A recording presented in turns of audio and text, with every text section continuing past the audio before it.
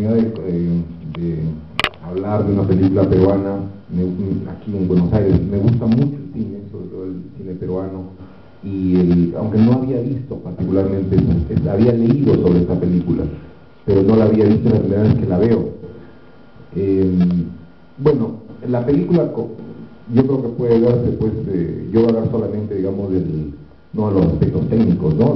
Sino del tema de la película. El tema es, como señala nuestro amigo Azarte, la violencia del Perú, la violencia que se exacerbó terriblemente entre las décadas de los 80 y de los 90 en Perú. Mi generación estuvo marcada por esa violencia. Yo me crié en Lima y hasta los años 70, digamos, viví una vida pasible, pero desde los 80, como les pasó a mis compatriotas, yo hablo de todos, ¿no? Los de todas las clases sociales, porque no fue un fenómeno focalizado necesariamente en una parte del Perú o en un nivel social. Desde los años 80 los peruanos nos acostumbramos increíblemente a la violencia, a lo inesperado, a los bombazos diarios, a saber que un amigo había muerto despedazado por una bomba, o también en tiroteos, por casualidades, las balas perdidas. O sea, eso yo lo he vivido.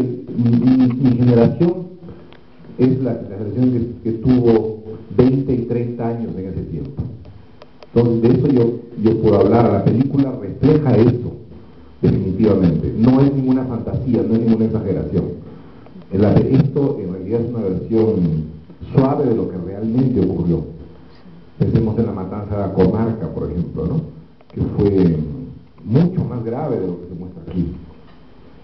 Ahora, yo lo que quería hacer, aparte digamos, de afirmar esto, ¿no? Decirles que sí han visto una especie de retrato del Perú en ese tiempo, afortunadamente ya bastante superado, es reflexionar un poco sobre la línea que decía nuestro amigo Sartes, por qué se produce esto y cómo debería ser, digamos, la situación ideal, ¿no? ¿Por qué se produce? Es inevitable remontarnos a la historia en esto, ¿no? Definitivamente, como ha pasado con muchos países latinoamericanos, desde que nacimos como repúblicas, y aquí hablo especialmente del Perú, pero podría haber eco de lo que viven otros países de América Latina, se tomaron decisiones equivocadas, ¿no? Muchas decisiones fueron claramente equivocadas y además reiteradamente equivocadas. Esa es la verdad. Estoy hablando sobre todo en el caso del Perú, del manejo de las oligarquías que gobernaron el Perú hasta los años 60. Hasta los años 60 el Perú tuvo un régimen oligárquico. Una oligarquía tenía el poder económico y también tenía el poder político. Entonces, estos errores empezaron de diversas maneras, pero una de sus principales manifestaciones fue el olvido sobre todo de lo que es el corazón del Perú, que es la sierra peruana. Lo digo con conocimiento de causa porque mi familia es de la sierra, no es de la costa. Las raíces de mi familia son serranas. Mi casa habla el castellano de manera diferente y se come de manera diferente que en Lima, ¿no? Aunque yo nací en Lima y me crié en Lima, pero evidentemente tengo una idea bastante clara de esa situación. De hecho, mi familia emigró a Lima en los 50 porque ya era insostenible vivir en la sierra. Esa es la verdad. La razón de que yo no haya nacido como nacieron mis abuelos en Cajamarca es que en los años 50 ya era insostenible. Y era insostenible para la clase media, que era mi familia. Imagínense cómo sería para las clases pobres. Era mucho peor. De hecho, una de esas expresiones que acompañaron también al terrorismo, aunque lo precedieron, fueron las migraciones que se produjeron desde la sierra hacia las ciudades, que generaron todas estas gigantescas villas misterias que rodean, pues, a las más importantes ciudades de la costa, ¿no? Esto, repito, es anterior al terrorismo. Con el terrorismo se acentuó esta suizo que se ve la señora, vámonos a la ciudad, ¿no? No llegan a hacerlo, pero la idea estaba ahí. era un rasgo frecuente, pero ya ocurría desde antes, por las carencias, por la crisis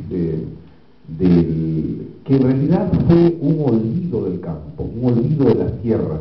Curioso, porque es un olvido del corazón del Perú, el olvido del núcleo, la vieja tradición andina, serrana, ¿no? Es curioso, pero cuando uno revisa la historia del Perú, en el virreinato, la sierra era una zona relativamente dinámica, ¿no? Incluso en términos económicos, y competía con la costa, ¿no? Era el Cusco, por ejemplo, era tanto más que Lima, ¿no? Ayacucho era tanto más que Trujillo, perdón, mucho más que Trujillo de la costa. En la República ocurre un fenómeno perverso, que el poder del Perú se concentra en Lima, y Lima comienza a ser una ciudad aduanera, comienza a mirar hacia Europa, comienza a mirar hacia el mar, le da la espalda a la tierra. Y esto genera una serie de efectos negativos, una sobrevaloración de lo externo, una infravaloración de lo propio, lo andino, el racismo en el Perú, tan marcado, que afortunadamente se está superando muchísimo, ¿no? Pero yo prácticamente cuando estudié en el colegio en Lima, prácticamente se dio una especie de apartheid, ¿no? Era muy parecido como era Sudáfrica en los años 60 o 70, muy parecido. Había barrios de blancos, aunque parezca mentira, ¿no? Eso había en Lima, ya no hay, por suerte. La sociedad, gracias a Dios, está mucho más, digamos, combinada, hay mucho más meritocracia, mucho más oportunidades, habiendo todavía enormes diferencias, por supuesto. Pero caramba, cuando comparamos con cómo era el Perú en los años 50, no es para salir corriendo, ¿no?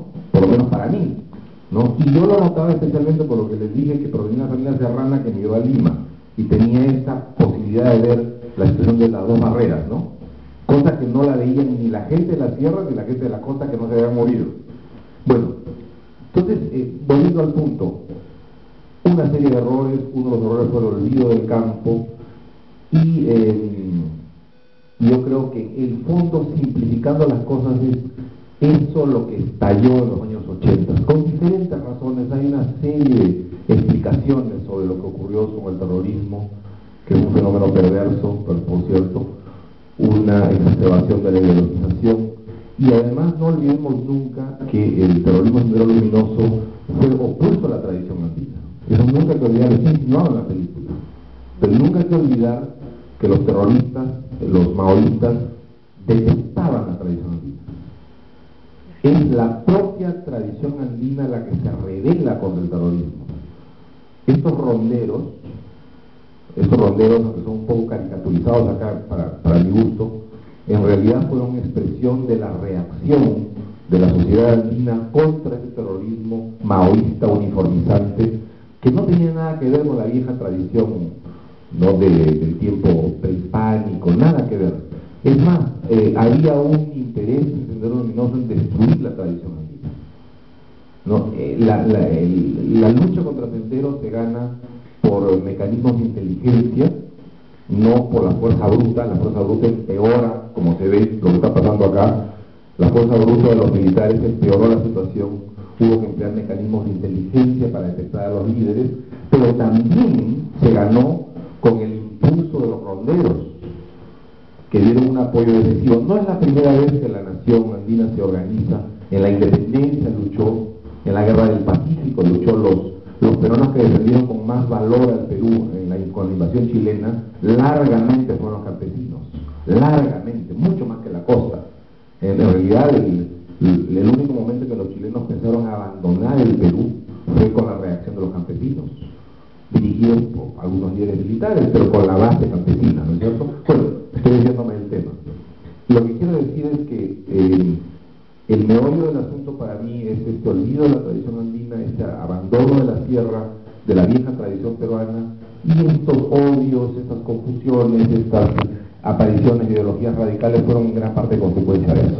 Pero, por otra parte, había hablado de, bueno, y entonces, ¿cómo es el perfil del Perú? Más difícil, ¿no? ¿Cuál es el perfil ideal del Perú? Yo creo, simplificando también, que no tan malo, por supuesto, pero bastante malo es esta otra corriente neoliberal que habla únicamente de basarse en el mercado, en la ley del más fuerte, del que más plata tiene, del que tiene más garras, como decimos en el Perú, del que tiene más uñas, ¿no? Que es un poco lo que se nota aquí en la comunidad peruana en Buenos Aires, ¿no? La ley del más fuerte. La comunidad está muy desintegrada. Los compatriotas no se transmiten la información para ayudarse entre sí. Cosa rara en un país de vieja tradición andina, ¿no? De vieja tradición comunitaria. Bueno, esto es producto de esta globalización del liberalismo. Y no solo se ve aquí, se ve en Chile, se ve en Reino Unido, se ve en Francia.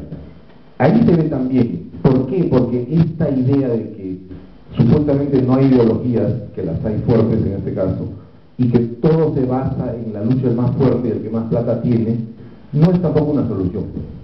Definitivamente no es una solución, ni para el Perú ni para ningún país. Y yo creo que debe haberse un sano término medio. O sea, está bien que haya partidos, está bien que haya ideologías, pero nunca de tipo pues radical que nieguen la realidad, ¿no? También es bueno que haya competencia, que haya crecimiento, que haya meritocracia, pero no al extremo pues de un darwinismo social, ¿no es cierto? Que es totalmente perjudicial y que termina envenenando a la sociedad en un sentido opuesto, pero igual envenenando a lo que ocurría con la excesiva ideologización del Sendero Luminoso y otras opciones radicales de izquierda, ¿no? Entonces, ese sería mi comentario, ¿no? Mi modesto comentario es que yo creo que el Perú tiene que huir de los extremos, huir tanto del neoliberalismo de derecha, que tiene efectos negativos, y por otra parte huir de esta extrema ideologización, en este caso maoísta, de izquierda, que dio pues frutos muy amargos, ¿no es cierto? Esa sería mi reflexión. No sé si podamos pues ampliar estas ideas, o me gustaría conocer su opinión, ¿sí? Muchas gracias.